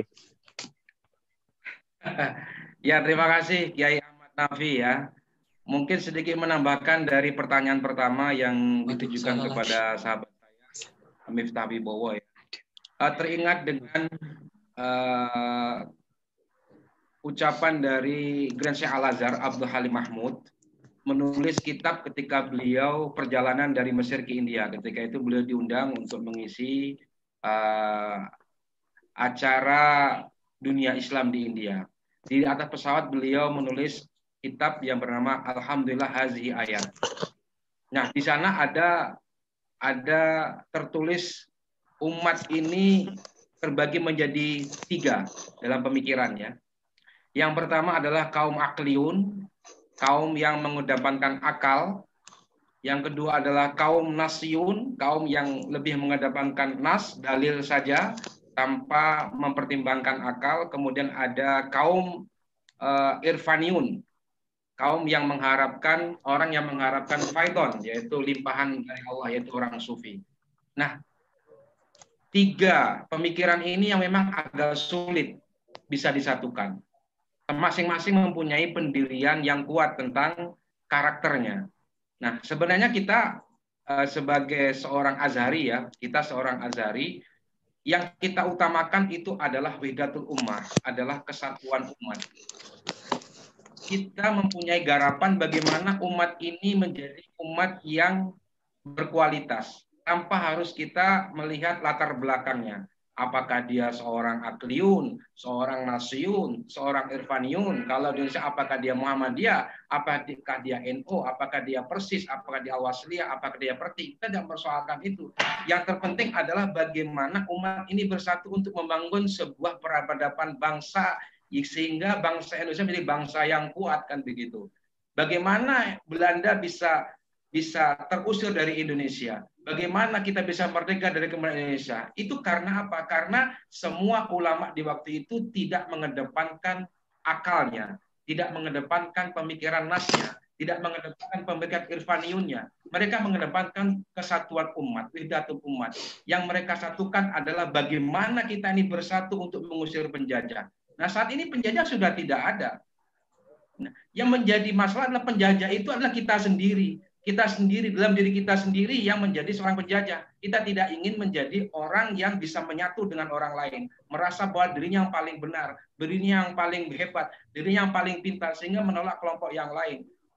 Kalau kita mengingat perjuangan ulama terdahulu, tentunya kita harus bersatu sebagaimana kita bersatu dalam mengusir penjajah. Nah, sekarang kita harus bersatu mengusir musuh yang ada dalam diri kita masing-masing. Maka daripada itu, azan menghadirkan dengan sistem moderat, pemikiran yang moderat, sehingga muncullah moderasi Islam.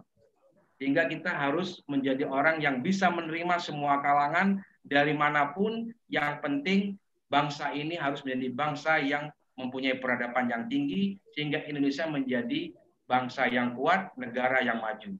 Nah, itu Pak Nafi mungkin tambahannya. Selanjutnya dari Pak Susanto juga pertanyaan tentang saya. Waduh, sebenarnya saya ini orang yang harus banyak belajar nih dari Pak Sus, banyak belajar dari Pak Yai, harus banyak belajar dari Mas Adit, dari siapa lagi nih, dari Syekh Mahir, dari Mas siapa lagi, Mas Pak Menteri nih, siapa nih, Pak Kurniawan. Iya, ini banyak sekali teman-teman kita ini, Mas Setiawan. Ini Masya Allah, ini inspirasi saya ini untuk menjadi lebih baik gitu loh, bukan hebat seperti sekarang, tidak, menjadi lebih baik. Kalau saya sebenarnya begini, simple ya.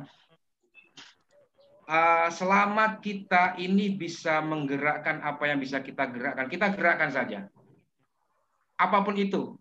Jadi kita tidak menunggu sesuatu itu lebih baik. Apa yang bisa kita lakukan saja, kita lakukan saja. Apa yang bisa kita perbuat ini perbuat saja. Apa yang kita bisa tulis saat ini tulis saja. Tidak perlu menunggu tulisan, ucapan, perbuatannya lebih baik dari apa yang kita pikirkan. Yang penting kita melakukan saja. Seperti itu. Sambil sembari kita menyusun step-step planning berikutnya agar menjadi lebih baik, lebih meningkat. Mungkin itu aja sih bagi saya gitu loh, Pak Ahmad Nafi ya. Jadi saya secara pribadi sih kalau di Mesir mungkin belajarnya tidak begitu banyak dibanding Mas Miftah Wibowo begitu. Kegiatan saya ini sebenarnya lebih banyak pada kegiatan-kegiatan yang sifatnya sosial, kegiatan yang bergerak di bidang apa ya, bagaimana bisa membantu teman-teman di sini seperti itu. Ya, menciptakan sebuah kondisi yang lebih bermanfaat buat saya dan orang lain sesuai dengan kapasitas dan kapabilitas saya gitu loh. Ya. Ya, itulah yang luar biasa gitu, menjadi generasi yang terbaik gitu ya, khairun nas anfa'uhum linnas gitu. Karena kebaikan yang ditebarkan oleh Kang Heri ini di Mesir, maka beliau pun menjadi salah satu insya Allah menjadi generasi yang bagus, yang kemudian membawa hikmah dan berkah bagi kita semua. Hadirin dan pemirsa sekalian, ini baru bergabung kepada kita sebagaimana yang saya sampaikan di awal tadi, kita minta untuk sekitar 5-10 menit memberikan juga nimbrung di diskusi di kita sebelum diskusi ini kita akhiri. Ada Pak Adrian yang sekarang sedang studi tentang University of Leiden, Belanda. Beliau juga ahli sejarah gitu ya, beliau dosen prodi sejarah di UNER. Kami persilakan Pak Adrian. Bismillahirrahmanirrahim. Bismillahirrahmanirrahim. Assalamualaikum warahmatullahi wabarakatuh. Waalaikumsalam warahmatullahi wabarakatuh. Ngapunten tadi separuh mengikuti matur nuwun Yai Nafi, matur nuwun Ustadz Heri, Ustadz Miftah dan kawan-kawan. Tadi saya yang sambil noleh-noleh itu sangat terinspirasi dengan kisah Imam Malik dan Imam Syafi'i jujur ya. Jadi bagaimana adab murid dan guru, tidak hanya murid terhadap guru, tapi juga guru dengan muridnya. Itu yang saya pikir sesuatu yang luar biasa. Dan kembali saya juga ingin agak reuni tipis gitu. Saya dulu tahun 2008 pernah mampir-mampir ke Azhar juga gitu. Waktu itu seringnya ke Gria Jateng gitu. Gitu. Tapi nggak sempat nggak sempat neruskan ke sana, malah kesasarnya di sini rezekinya. Jadi ya senang bisa tergabung lagi dengan jaringan ini. Matur nuwun Pak Santo nggih ini yang rajin untuk menyambungkan jejaring antar teman-teman yang sedang belajar ngaji ini. Saya sendiri melihat tadi mengikuti tanggapan-tanggapan khususnya dari Ustadz Miftah dan Ustadz Heri, menarik sekali mengenai pendidikan. Dan ya tadi kan semangat sekali Ustadz Heri terakhir bagaimana menyarankan untuk kontribusi dulu dan bersatu itu loh yang saya pikir penting sekali. Ibrah dari belajar sejarah kan seperti itu gitu yang harus kita ambil. Salah satunya beberapa waktu yang lalu saya selalu sampaikan dan kampanyekan ketika peringatan Hari Kebangkitan Nasional, yang Hari Pendidikan Nasional yang kebetulan mepet-mepet itu, sering kita lupakan bahwa tokoh-tokoh kebangkitan nasional, tokoh-tokoh pendidikan nasional, khususnya seperti Dr. Sutomo, khususnya seperti Ki Hajar Dewantoro, pernah menyampaikan dalam Kongres Perguruan Indonesia tahun 35 terkait seperti apakah sih pendidikan, pengajaran yang harus diberikan kepada bangsa Indonesia untuk mencapai kemerdekaannya maupun mengisi kemerdekaannya. Jadi tahun 35 mereka sudah bikin ini, membahas ini semua. Dan yang menarik, ide yang dikemukakan hampir semuanya sepakat bahwa yang harus dihadirkan adalah pondok sistem. Dan ini yang kemudian terlupakan oleh sejarah kita gitu ya, pondok sistem itu. Karena apa? Dan saya kok agak curiga kalau ketika melihat apa yang terjadi dalam perjalanan sejarah pendidikan dan pengajaran kita gitu. Pondok sistem itu kan sebenarnya sangat menarik. Bahkan sampai hari ini seperti tadi keterangannya Ustadz Heri, Ustadz Miftah, kan Azhar yang merupakan salah satu perguruan tinggi tertua di dunia juga masih tetap mempertahankan sistemnya itu gitu loh. Walaupun juga tanpa tanpa nggak ketinggalan pula mengejar standar yang ditentukan, standar istilahnya apa world class university itu ditentukan. Saya pikir-pikir ini hampir sama seperti universitas-universitas di Jerman dan Belanda. Kalau kita lihat ranking, dan Perancis terutama juga, kalau kita lihat ranking kelas dunia, universitas-universitas Eropa kontinental khususnya itu agak mungkin tertinggal dari sisi rankingnya. Tapi kalau kita lihat caranya itu hampir-hampir sama, model-model sorokan begitu loh. Kalau di pondok itu, jadi ya, hampir sama. Leiden pun juga begini gitu loh istilahnya kalau untuk tingkat doktoralnya itu persis sorokan begitu. Saya pikir nah ini pondok sistem yang kemudian ingin sebenarnya dihidupkan, ingin dibangkitkan, ingin diterapkan oleh Ki Hajar Dewantoro sebagai Bapak Pendidikan Nasional dan juga Dr. Sutomo. Nggak banyak yang tahu bahwa selain mendirikan Budi Utomo, sebenarnya kontribusi Dr. Sutomo itu banyak ke bidang pendidikan gitu di Surabaya dan Jawa Timur pada khususnya ketika waktu itu, dan juga ketika bagaimana idenya tentang bersatu itu loh. Tadi seperti yang disampaikan Ustadz Heri itu keras sekali gitu, bagaimana ia ingin mempersatukan semua spektrum, terutama bagaimana kalau kita lihat kontribusi Dr. Sutomo di agama sekalipun, bahwa nggak banyak yang tahu bahwa beliau ini pernah bahkan sampai akhir hayatnya menjadi medis advisor di organisasi Muhammadiyah. Tapi selain itu dia juga sangat akrab dengan Yai Wahab Hasbullah. Karena Gedung Nasional Indonesia yang didirikan nyaris berseberangan dengan Hofbestur pertama Nahdlatul Ulama di Kubutan situ.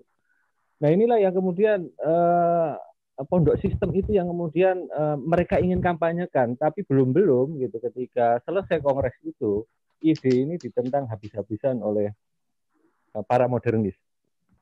Dan ya rupanya para modernis itu menganggap bahwa pondok sistem ini sesuatu yang kolot gitu. tidak akan membawa kita ke kemajuan, tidak akan membawa kita kemana-mana. Bahkan alih-alih merdeka, kita akan selamanya terkungkung, gitu kan, dalam tahayul-tahayul, dalam kuasa para kiai yang kolot, konservatif dan lain sebagainya. Itu terjadi itu, gitu. Dan parahnya ketika setelah merdeka, rupanya keinginan para pendiri bangsa akan pengajaran pendidikan berpondok sistem itu kalah memang sama yang sistem standarisasi. Nah, ini yang kemudian saya pikir menjadi awal bagaimana bangsa kita ini ingin mengejar barat, ingin mengejar modernitas, tapi tidak pernah punya akar sendiri di dalam masyarakatnya. Saya pikir itu sih kemudian yang hari ini, kalau kita bisa lihat hari ini pun banyak kemudian muncul alternatif-alternatif pendidikan dan pengajaran, bagaimana sekolah-sekolah yang Islam yang terintegrasi kemudian juga menerapkan kembali pondok sistem itu. Dan saya pikir ini juga menarik, misalnya ketika saya melihat bahwa lulusan-lulusan fakultas-fakultas yang ada lulusan keguruan perguruannya itu mereka pernah ditugaskan atau pernah ada program dari Kemenristek yang namanya sarjana mengajar di daerah terdepan, terluar, tertinggal. Saya pikir tidak hanya sarjana saja yang perlu dikelilingkan Indonesia, tapi saya pikir kalau misalnya pondok sistem ini bisa diterapkan, sebenarnya kan kita bisa lihat bagaimana pondok ini mencerminkan Indonesia itu juga begitu loh, yang macam-macam gitu kan. Bisa kita bayangkan misalnya pondok dari anak dikelilingkan, misalnya pondok, misalnya ada satu pondok yang punya jaringan di Sulawesi, ada jaringan di Papua, jaringan di mana-mana, itu saling tukar-menukar pelajarnya, siswanya, santrinya. Maka saya pikir itu akan menjadi suatu terobosan yang luar biasa, karena melihat Indonesia tidak hanya dari sekelilingnya aja. Hari ini pun ketika saya lihat respon orang terhadap kebijakan corona gitu kan, banyak yang bilang Indonesia tidak hanya Jakarta, Indonesia tidak hanya Surabaya, Indonesia juga ada Sulawesi. Saya sendiri kebetulan pernah tinggal di sana dan sangat merasakan bagaimana ternyata justru pondoklah yang masuk kemana-mana memang pendidikan di situ daripada SD atau sekolah-sekolah negeri. Saya pikir itu dulu ya. Terima kasih, Adrian. Jadi luar biasa, beliau juga menambahkan tentang bagaimana perjuangan Ki Hajar Dewantara Budi Utomo yang sangat berkontribusi bukan hanya pada pendidikan tetapi juga terhadap kebangkitan nasional, persatuan Indonesia sampai kemudian Indonesia merdeka gitu. Ini juga selaras gitu ya dengan apa yang disampaikan oleh Ustadz Heri tadi.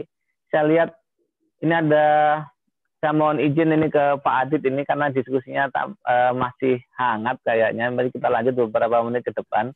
Ini ada Habib Mahir ini, penggemarnya Ustadz Heri. Ya, kami persilahkan untuk mungkin ada mau yang disampaikan atau ada tanggapan dari Habib Mahir. Kami persilahkan.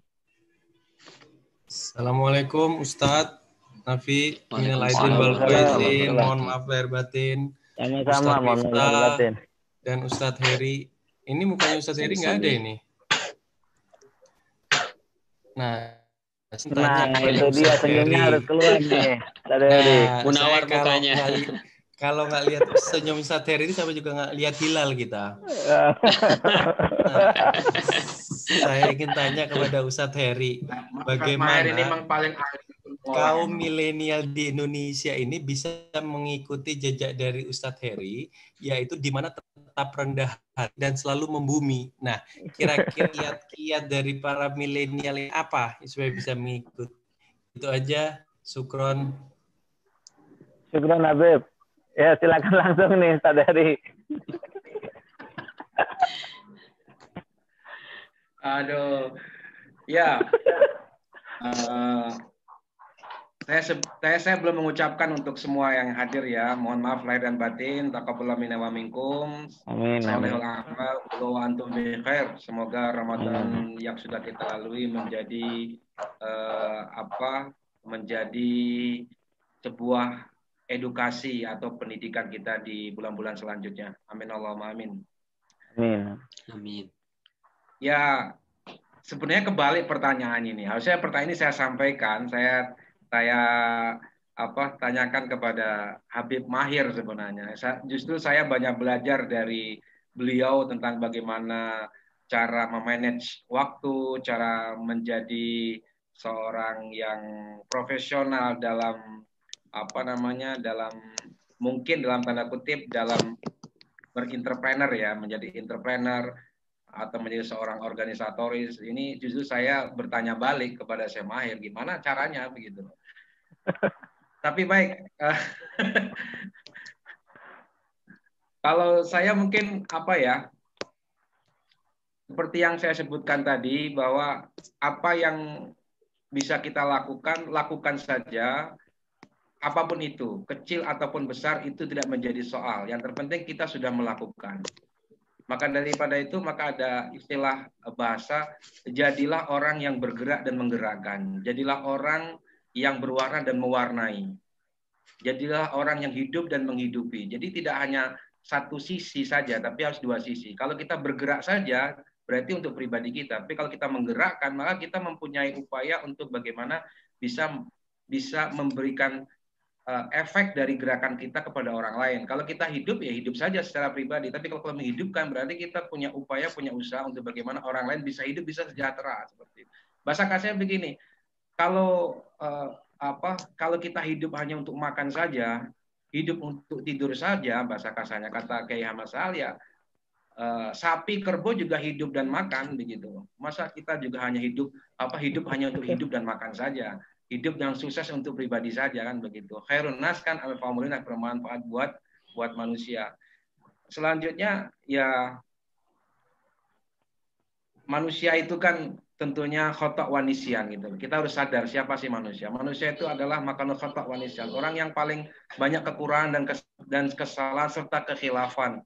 Apa yang perlu kita banggakan dari kita? Kita itu bukan siapa-siapa dan bukan apa-apa gitu. Al-asluhu adam, pada asalnya kita itu tidak ada. Dalam arti kata apa? Pada asalnya kita itu nggak punya apa-apa, terlahir dalam kondisi yang sama sekali tidak memiliki apa-apa. Kita terlahir dalam kondisi baju aja nggak punya. Pada asalnya kita tidak sebagai orang yang hebat. Pada asalnya kita semuanya adalah sama begitu. Nah, lalu kemudian kita Allah takdirkan menjadi orang yang sukses, itu berkat dari usaha kita. Tapi tidak lalu kemudian kesuksesan, kebahagiaan, ketenaran, popularitas kita itu menjadi sebuah alasan kita untuk menjadi orang yang barangkali dalam tanda kutip sombong. Jadi orang yang angkuh. Karena kita sama-sama tahu sifat sombong itu adalah, sifat angkuh itu adalah yang menjadikan iblis itu keluar dari surga. Hanya masalah angkuh saja, merasa dirinya lebih tinggi, merasa dirinya lebih hebat daripada Nabi Adam alaihissalam. Makanya dikeluarkan dari surga. Makanya kita, saya dan semuanya tentunya harus menghindari sifat merasa kita lebih tinggi, sifat merasa kita lebih hebat, sifat merasa kita paling bersih, paling suci, paling pinter, paling segalanya lah. Makanya ada seorang ulama yang mengatakan bahwa orang itu belum dikatakan hebat kalau dia itu hanya sebagai alim. Begitu. Orang yang berilmu saja. Orang itu kalau sudah berilmu tinggi itu akan menjadi qanaah, menjadi orang yang qanaah wa tawaddu'an. Qanaah dan tawaddu. Kalau hanya sebagai seorang alim saja itu nggak cukup. Tapi harus menjadi seorang yang qanaah dan tawaddu. Makanya banyak ulama-ulama terdahulu mengatakan, jika perkataanku, jika pendapatku itu lebih baik jika perkataanku itu menyalahi hadis Nabi, maka buanglah perkataanku, pendapatku, dan pakailah hadis Nabi yang sahih itu. Jika ada pendapat yang lebih baik dari pendapatku, maka hilangkan, campakkan pendapatku dan ambillah pendapat yang lebih baik dari pendapatku. Itu ulama terdahulu termasuk Imam Syafi'i, Imam Ahmad bin Hambal, Imam Abu Hanifah, Imam Malik itu mengatakan seperti dalam kitab-kitabnya. Dan itu terangkum dalam kitab yang dikarang oleh Imam Nasruddin Al-Albani. Nah, seorang ulama saja sebegitu tawaduknya, apalagi kita. Seperti itu. Ya, kalau kita bicara orang ulama, kalau kita bicara tentang kesuksesan bisnis, ya kita harus melihat seperti Utsman, sahabat Rasulullah yang juga menjadi Khulafaur Rasyidin yang ketiga, yaitu Utsman bin Affan.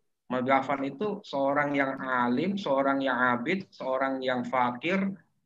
Fakir maksudnya bukan fakir itu maksudnya orang yang pemikir, dan seorang yang agniya, cerdas dalam mengambil sebuah peluang dan kesempatan, serta bisa menghindari ancaman-ancaman dalam berbisnis. Hingga saat ini kekayaan Utsman bin Affan masih bisa dirasakan oleh umat Islam.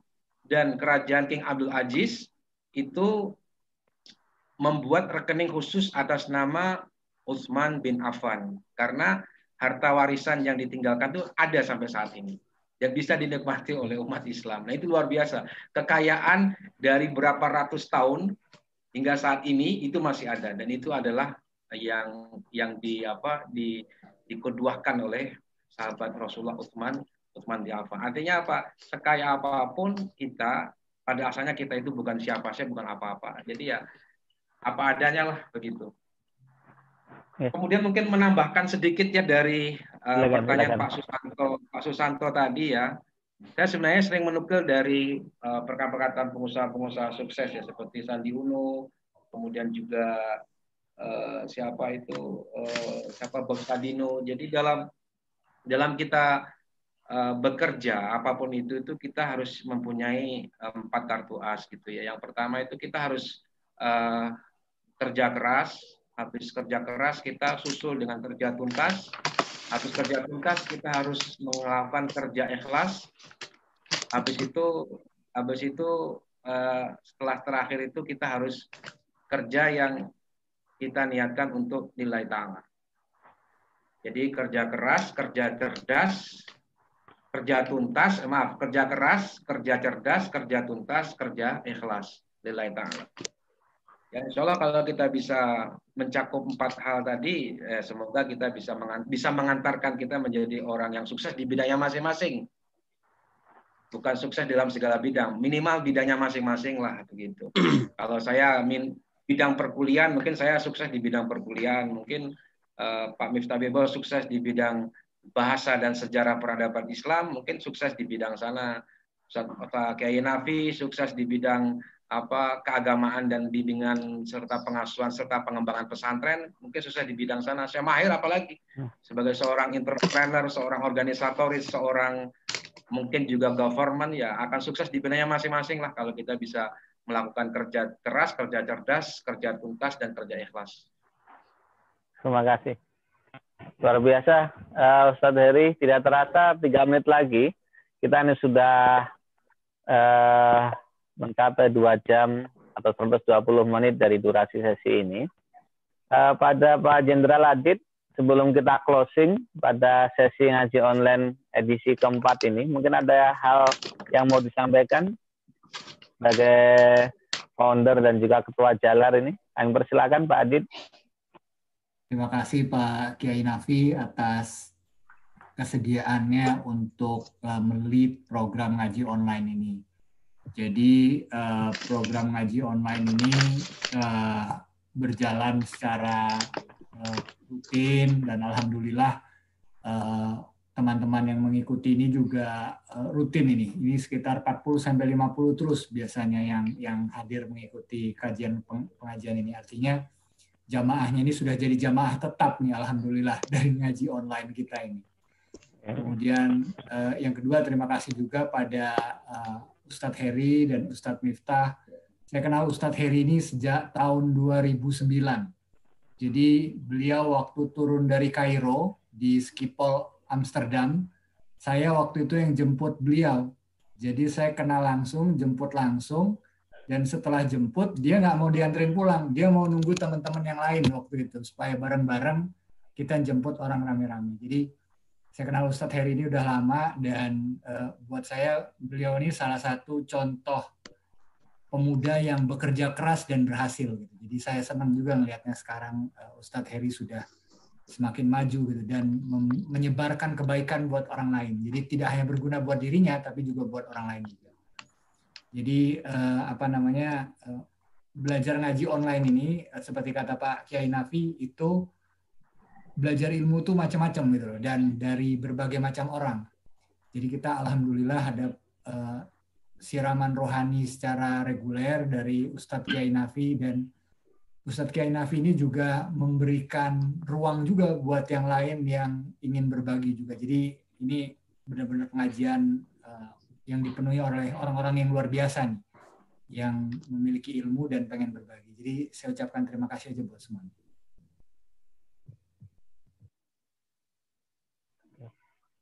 Terima kasih Pak Adit.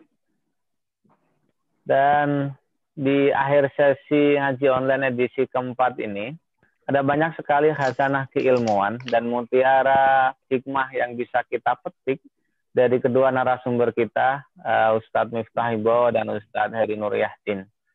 Luar biasa, tidak terasa 2 jam waktu kita gunakan untuk menimba ilmu bersama-sama, dan atas fasilitas yang diberikan oleh Jalar yang dibentuk oleh Pak Adit dan teman-teman, serta dukungan dari semua pihak yang membantu terlaksananya kegiatan ini, kami ucapkan terima kasih sekali. Ada satu hal mungkin yang perlu kita ingat dan kita cermati bersama yang disampaikan oleh Ustadz Heri, Ustadz Miftah, bagaimana kemudian kita meneladani para ulama, para tokoh-tokoh yang begitu luar biasa dalam berjuang menuntut ilmu, mencari ilmu, dan kemudian mengembangkan dan mengajarkan ilmu sampai kepada kita. Sehingga beliau dalam bahasa Ustadz Heri tidak hanya hidup, tapi menghidupi.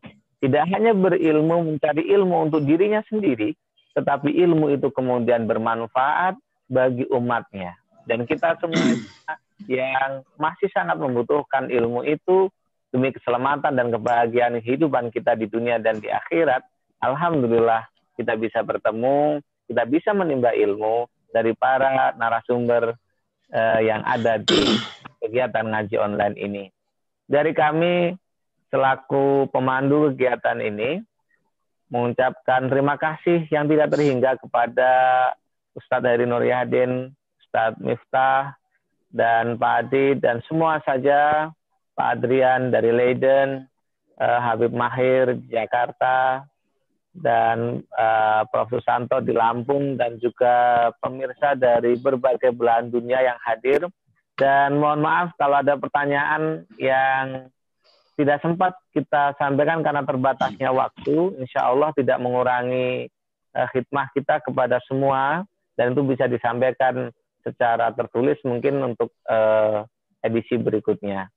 Saya kira itu yang bisa kami sampaikan dari closing ini. Semoga kegiatan ngaji online ini tidak hanya bermanfaat bagi kita sebagai orang Islam saja, tetapi juga kita sebagai orang Indonesia, memberikan barokah dan manfaat bagi semua umat manusia. Amin ya rabbal alamin. Wal'afu minkum wallahul muwaffiq ila aqwamit thoriq. Assalamualaikum warahmatullahi wabarakatuh. Waalaikumsalam warahmatullahi wabarakatuh. Waalaikumsalam warahmatullahi wabarakatuh.